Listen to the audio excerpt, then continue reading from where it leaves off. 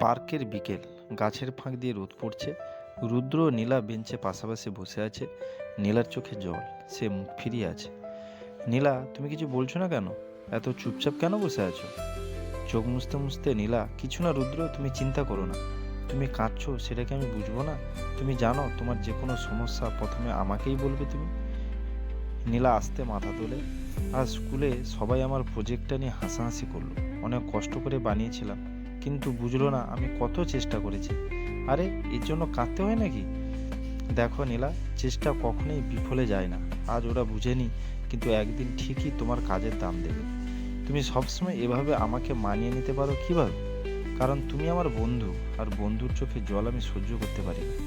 বাতাসে পাতার শব্দ। রুদ্র একটি ফুল তুলে নীলার দিকে বাড়িয়ে দেয়।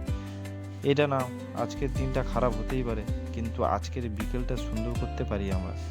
ফুলটি নিয়ে, ধন্যবাদ রুদ্র, তোমার মতো বন্ধু থাকলে খারাপ দিনও একটু ভালো লাগে। ঠিক তাই, চলো একটু হাঁটি, গল্প করলে মন হালকা হবে। দুজন ধীরে ধীরে